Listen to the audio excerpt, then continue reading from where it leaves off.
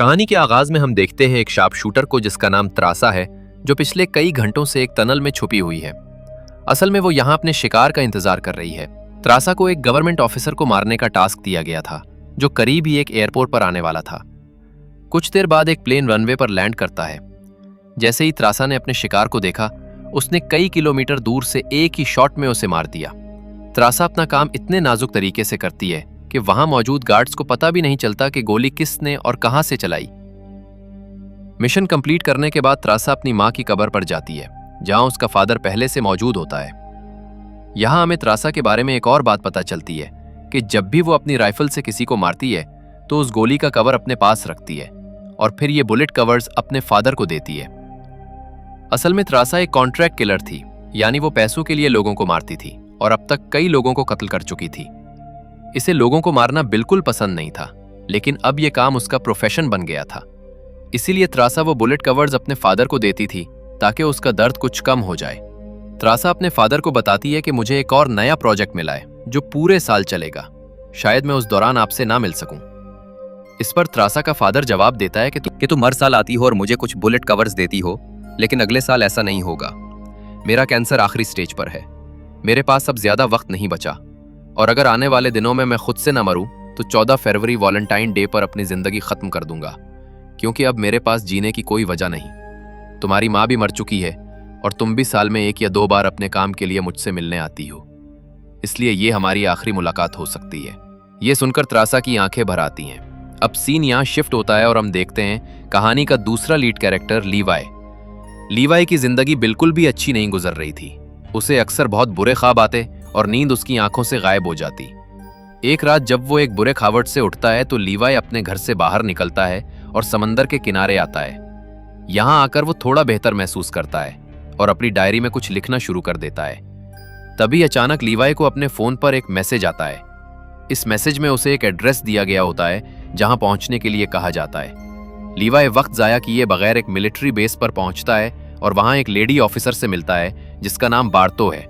बातचीत के दौरान हमें पता चलता है कि लीवाई कोई आम ईरान नहीं था, बल्कि एक आर्मी ऑफिसर रह चुका है, लेकिन अब वो रिटायर हो चुका है। और सिर्फ यही नहीं, बल्कि वो एक डेडली स्नाइपर भी रह चुका है। अब तक लीवाई ने स्नाइपिंग करते हुए 200 से ज्यादा लोगों को मारा हुआ है। बार्तो लीवाई से कहती है कि मैं तुम्हें एक मिशन पर भेजना चाहती हूँ, क्योंकि तुम एक बहुत अच्छे स्नाइपर हो और सिर्फ तुम ही ये काम कर सकते हो।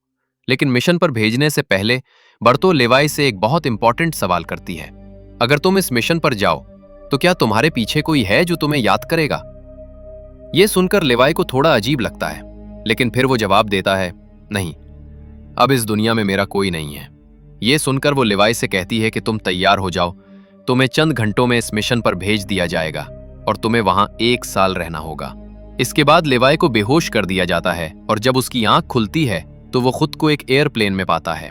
लीवाई को कुछ समझ नहीं आता कि उसे कहां ले जाया जा रहा है और उसे कैसा मिशन दिया गया है।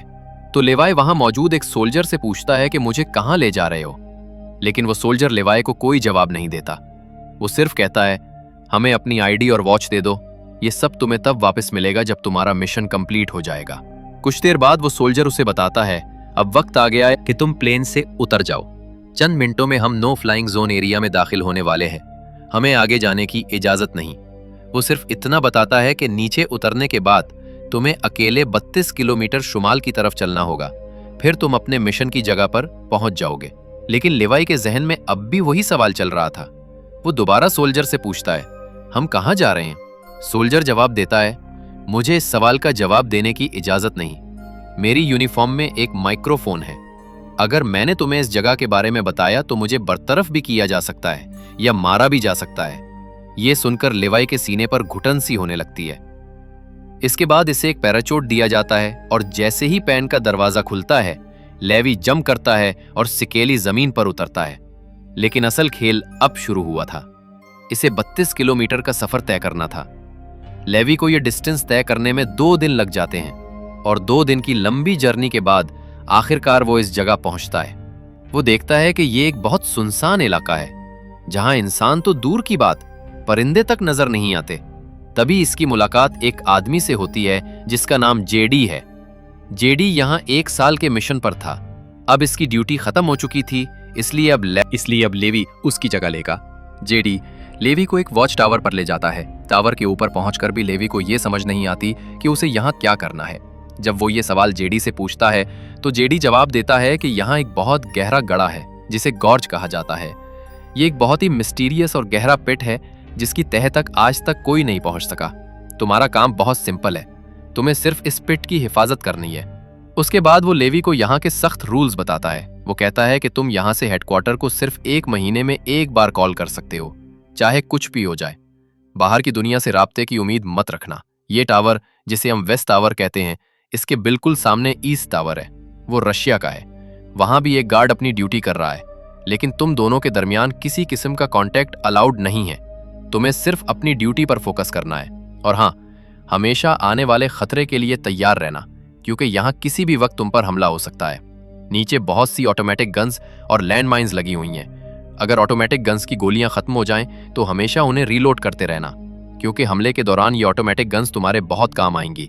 और आखिरी बात, अगर कभी तुम्हें यहाँ एक लाउड सायरन की आवाज सुनाई दे तो बगैर कुछ सोचे फौरन यहाँ से भाग जाना। जेडी कहता है, मुझे खुद नहीं पता ये क्यों कहा जाता है, लेकिन मैं तुम्हें वही बता रहा हूँ जो मुझे पिछले ड्यूटी वर्कर ने बताया था।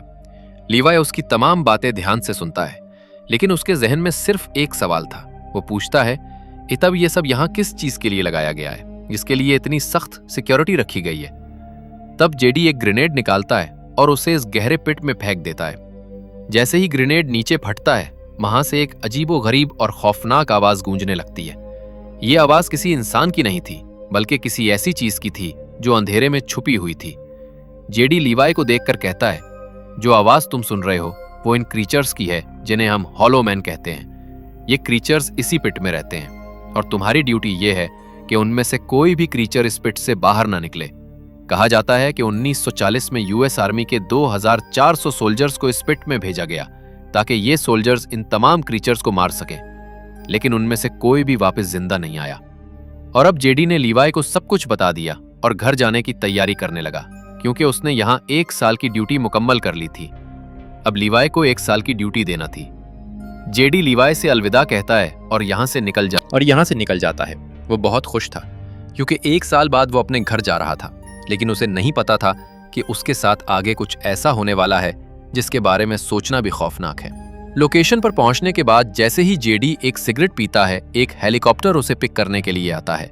हेलीकॉप्टर एक रस्सी नीचे फेंकता है और जेडी उस रस्सी के जरिए हेलीकॉप्टर में चढ़ता है।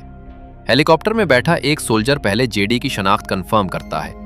जब जेडी उसे अपनी तमाम इंफॉर्मेशन देता है तो हेलीकॉप्टर में बैठा सोल्जर पहले जेडी को गोली मार देता है और फिर उसकी रस्सी काटकर उसे नीचे गिरा देता है। अब ये बात वाज़ेह हो गई कि जो भी इस जगह आएगा वो कभी वापस नहीं जा सकेगा। इसके बाद हमें अगले दिन का सीन दिखाया जाता है। लीवाई अपना काम शुरू करता है। सबसे पहले वो यहाँ की कुछ रिपोर्ट्स चेक करता है और ऑटोमेटिक गन्स को रिलोड करता है जिनकी गोलियां खत्म हो चुकी थी। इसी तरह दिन गुजरते हैं और फिर 1 महीना।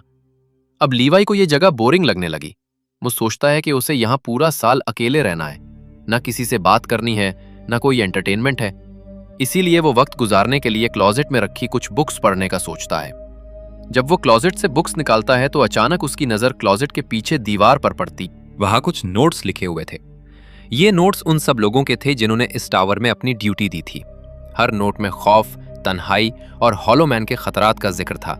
एक दिन लिवाई को वेस्ट टावर से मशीन के चलने की आवाज सुनाई देती है। लिवाई तेजी से अपने दूरबीन से मशरकी टावर को देखता है और वहां एक लड़की नजर आती है।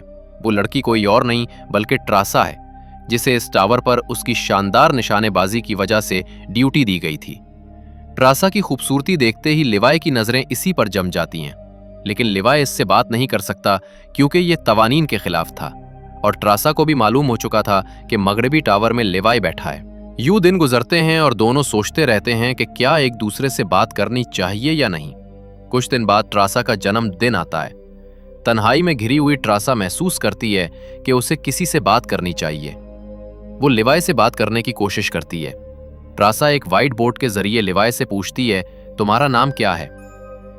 लिवाई कवायद को याद करके कहता है कि नाम बताना जायज नहीं, मगर मुस्कुराती हुई ट्रासा अपना नाम लिखकर बता देती है, मेरा नाम ट्रासा है। लिवाई बगैर ज्यादा सोचे अपना नाम लिख देता है। ट्रासा कहती है कि आज मेरा जन्मदिन है और वो खुशी में रक्स करने लगती है। ट्रासा पूछती है, क्या तुम नाचना जानते हो? लीवाई कहता है, नहीं, मुझे नाचना नहीं आता। तब ट्रासा पूछती है, तो फिर तुम क्या कर सकते हो? लीवाई बोर्ड पर लिखकर बताता है, मैं थोड़ा बहुत निशानाबाजी करता हूं। यहां ट्रासा अपने टावर पर एक छोटी बोतल रखकर अपनी निशानेबाजी चेक करती है। लीवाई अपने टावर पर हदफ लगाकर एक शौक से बोतल तोड़ देता है। अब ट्रासा पीछे रहने वाली नहीं, वो भी अपने हुनर दिखाती है और लीवाई के टावर की बोतल को भी शानदार निशाने से गिरा देती है। इससे लीवाई को पता चलता है कि ट्रासा आम लड़की नहीं बल्कि एक मोहलिक स्नैपर है। आहिस्ता आहिस्ता दोनों के दरमियान बातचीत बढ़ने लगती है। जब दोनों बातों में मसरूफ होते हैं तो अचानक ट्रासा की नजर नीचे वाले गड्ढे की तरफ पड़ती है। वो देखती है कि नीचे की तरफ कुछ खतरनाक मखलूक यानी हॉलोमैन तेजी से मगरिबी टावर की तरफ चढ़ रहे हैं। वो फौरन लीवाई को खबरदार करती है, नीचे देखो, कुछ मखलूक तुम्हारी तरफ आ रही हैं। लीवाई जैसे ही नीचे देखता तो ठटका रह जाता है। एक या दो नहीं बल्कि हजारों क्रीचर्स ऊपर आ रही थीं। वो फौरन अपनी स्नाइपर राइफल उठाकर एक एक करके मखलूक को गिरा देता है, मगर मखलूक की तादाद इतनी ज्यादा थी कि लीवाई अकेला उन्हें संभाल नहीं पाया। इसलिए ट्रासा भी अपने मशीन गन से गोलियां चढ़ाती है। अब मखलूक दोनों टावर्स की तरफ बढ़ रही थीं और दोनों ने अपनी अपनी तरफ से गोलियों की बरसात शुरू कर दी। फिर लीवाई देखता है कि एक मखलूक ट्रासा के टावर की चोटी तक पहुंच चुकी है।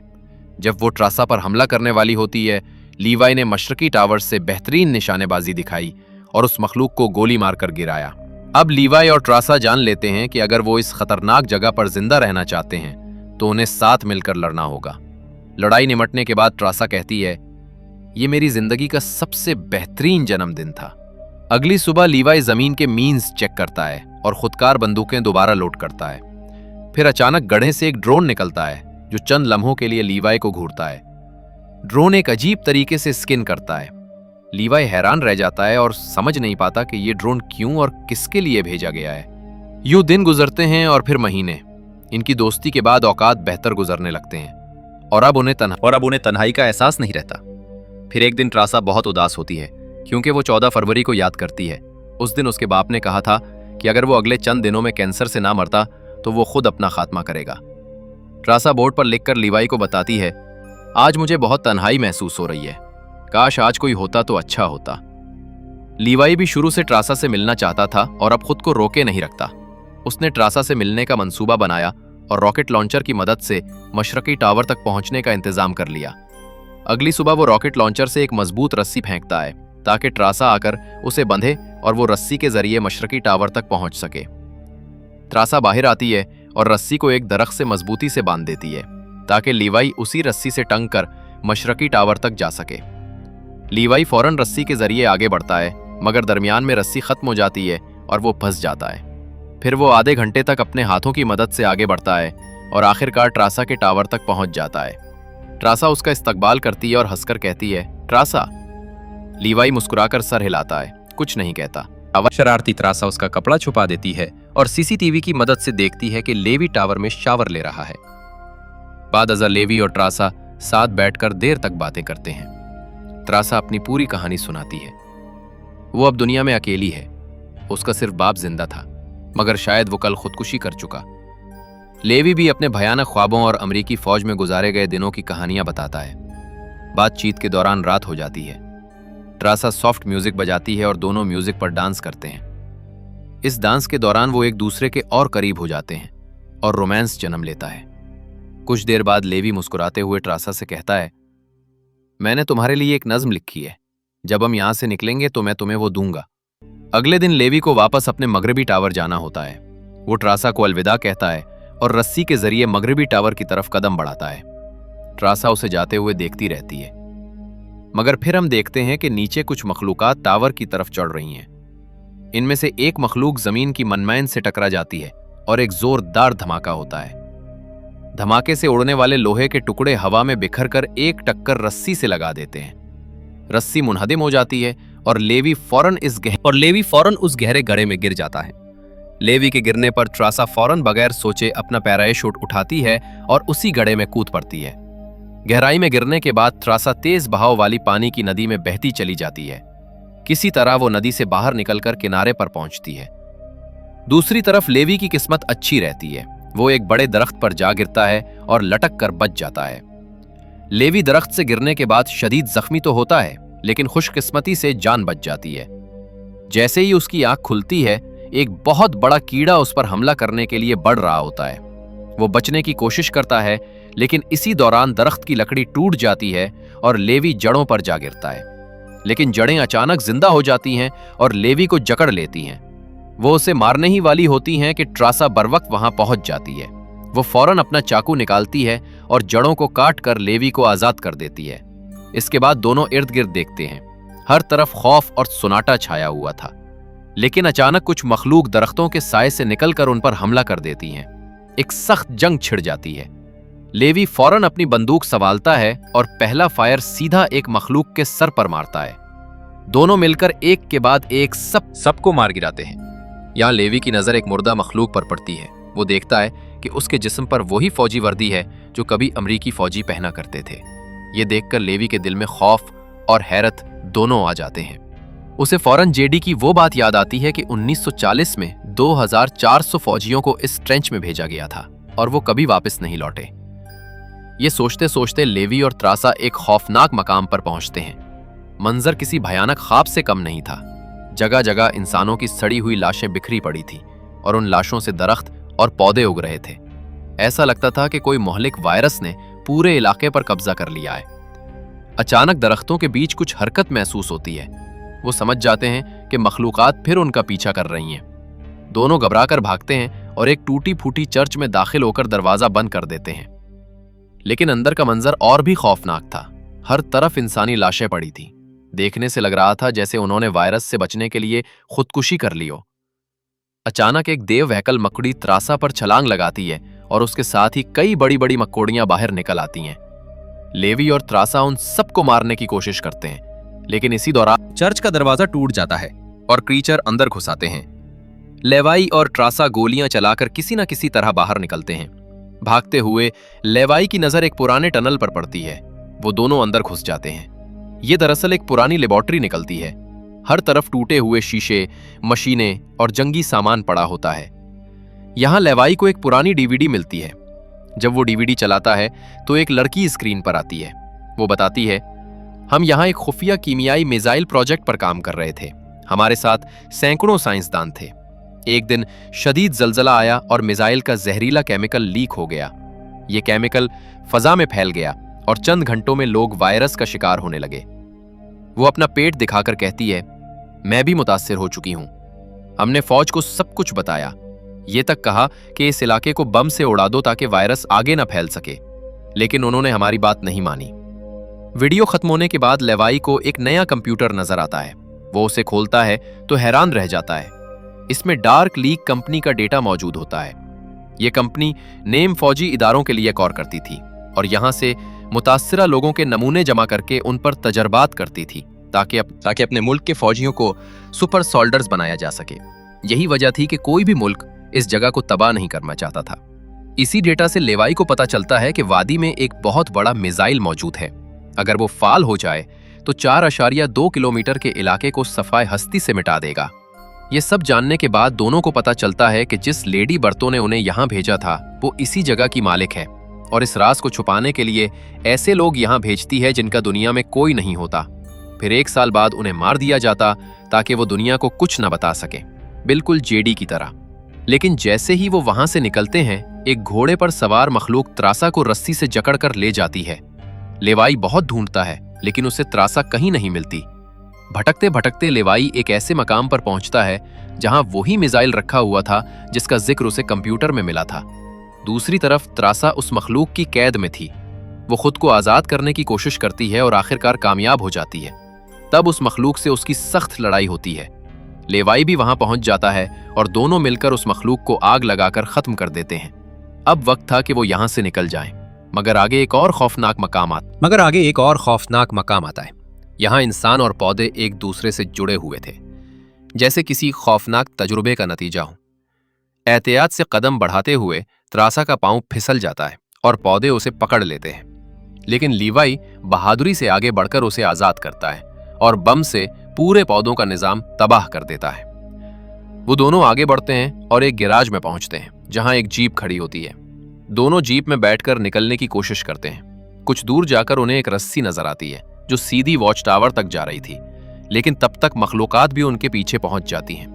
अगर वो रस्सी को हाथ से पकड़कर ऊपर जाते तो ये मखलूकात उन्हें मार देती। इसलिए लीवाई एक तरकीब सोचता है। वो जीप को रस्सी से बांध देता है ताकि वो दोनों जीप में बैठकर ऊपर चढ़ सके और उनके हाथ खाली रहें ताकि लड़ सके। मखलूकात उन पर हमला कर देती हैं और एक बड़ी लड़ाई शुरू हो जाती है। तादाद ज्यादा होने की वजह से वो दोनों पर भारी पड़ने लगती हैं। तब लीवाई एक और तरकीब लगाता है। वो जीप के पेट्रोल टैंक को लीक कर देता है और आग लगा देता है, जिससे कई मखलूकात जलकर खत्म हो जाती हैं। आखिरकार वो रस्सी काटकर जीप को नीचे गिरा देते हैं और बाकी मखलूकात भी खत्म हो जाती हैं। यूं वो दोनों आखिरकार ऊपर पहुंचने में कामयाब हो जाते हैं, लेकिन अब उन्हें यह भी यकीन हो जाता है कि चाहे वो यहां 1 साल तक ड्यूटी करें, आखिरकार उन्हें मार दिया जाएगा। कहानी अब यहां एक बड़े मोड़ पर आती है। लीवी और त्रासा फैसला करते हैं कि अब वो इस जगह की हिफाजत नहीं करेंगे, बल्कि उसे हमेशा के लिए तबाह कर देंगे, ताकि ना कोई और फौजी यहां फंसे और ना ही इस जगह का गलत इस्तेमाल हो सके। इनका इरादा था कि सब खत्म करने के बाद वो यहां से दूर चले जाएंगे और एक नई जिंदगी शुरू करेंगे। यहां त्रासा कहती है, मेरे पास फ्रांस में एक छपने की जगह है, हम वहां जाएंगे, शादी करेंगे और बाकी जिंदगी वहां सुकून से गुजारेंगे। लीवी भी इस बात पर राजी हो जाता है और कहता है, मैं अपने टावर वापस जाऊंगा, वहां बम लगाऊंगा और इस मिसाइल को भी फाल करूंगा जो इस पूरे इलाके को तबाह कर देगा। रस्सी के जरिए लीवी वापस अपने टावर पहुंच जाता है। इसी दौरान लेडी बार्तो का लीवी से राब्ता होता है। वो पूछती है, क्या तुम इस गड्ढे के अंदर गए थे? क्योंकि किसी ने हमारा कंप्यूटर ऑन किया है। लीवी झूठ बोलता है, नहीं, मैं वहां नहीं गया। लेकिन बार्टू जानती थी कि वो झूठ बोल रहा है। उसने सिक्योरिटी कैमरों में सब देख लिया था कि लेवी और तरसा दोनों अंदर गए थे। फिर भी वो बात आगे बढ़ाती है और कहती है, अगर तुम नहीं गए तो जाहिर है ये सब वेस्ट टावर के गार्ड का काम है। तुम ऐसा करो, इस आदमी को मार दो, यानी तरसा को, क्योंकि उसने कायदा तोड़ा है। लेवी जबानी हाँ तो कर देता है, लेकिन बार्टू को यकीन हो चुका था कि वो तरसा को नहीं मारेगा। उसे अंदाजा हो गया था कि ये दोनों भागने और दुनिया को सच बताने का सोच रहे हैं, इसलिए वो खुद ही एक हेलीकॉप्टर में वहां पहुंच जाती है। मगर बार्टू के पहुंचने से पहले ही दोनों अपनी तैयारी मुकम्मल कर चुके होते हैं। लेवी टावर से काफी फासले पर जाकर अपनी जिंदगी का सबसे लंबा शॉट लेता है। इसकी गोली सीधी टावर पर लगती है, जो नीचे मिसाइल से जुड़ा होता है। अचानक तेज सायरन बजने लगता है। अब वक्त बहुत कम बचा था। लेवी और तरसा पूरी ताकत से जंगल की तरफ भागना शुरू कर देते हैं। तरसा जान बचाकर काफी आगे निकल जाती है, लेकिन लेवी के पांव में चोट होने की वजह से वो तेजी से नहीं भाग पाता। दूसरी तरफ बार्टू को भी अंदाजा हो जाता है कि मिसाइल किसी वक्त फटने वाला है, और फिर मिसाइल एक जोरदार धमाके के साथ फट जाता है। उस धमाके ने पूरी वादी को नीस्तो नाबूद कर दिया। धमाके की शिद्दत इतनी ज्यादा थी कि उसके झटकों में बर्तों का हेलीकॉप्टर भी आ गया और वो वहीं खत्म हो जाती है। त्रासा तो 4.2 किलोमीटर का फासला तय कर लेती है, लेकिन लीवी धमाके की लपेट में आ जाता है। तेज झुकड़ उसे हवा में अछालते हैं और वो जाकर पानी में गिर पड़ता है। दूसरी तरफ वादी में मौजूद तमाम मखलूकात भी इस धमाके में खत्म हो जाती हैं। अब सिर्फ त्रासा जिंदा बचती है। वो एक ऊंची जगह खड़ी होकर लीवी का इंतजार करती रहती है। अंधेरा छा जाता है, मगर लीवी का कुछ पता नहीं चलता। त्रासा समझ जाती है कि शायद लीवी अब जिंदा नहीं रहा। कहानी चंद माह आगे बढ़ती है। त्रासा एक नज्म पढ़ती है और उसके हर लफ्ज में उसे लीवी की याद आती है। आंखों में आंसू होते हैं, लेकिन वो दिल को संभालने की कोशिश करती है। फ्रांस जाकर वो एक नई जिंदगी शुरू करती है और एक होटल में वेट्रेस के तौर पर काम करने लगती है। लेकिन एक दिन अचानक उसके सामने लीवी खड़ा होता है। वो जिंदा था। त्रासा की आंखें खुशी से खुल जाती हैं और वो दौड़कर लीवी को गले लगा लेती है, और उसी के साथ ये कहानी खत्म हो जाती है। अगर आपको वीडियो पसंद आई तो हमारे चैनल को सब्सक्राइब करें और वीडियो को लाइक जरूर करें।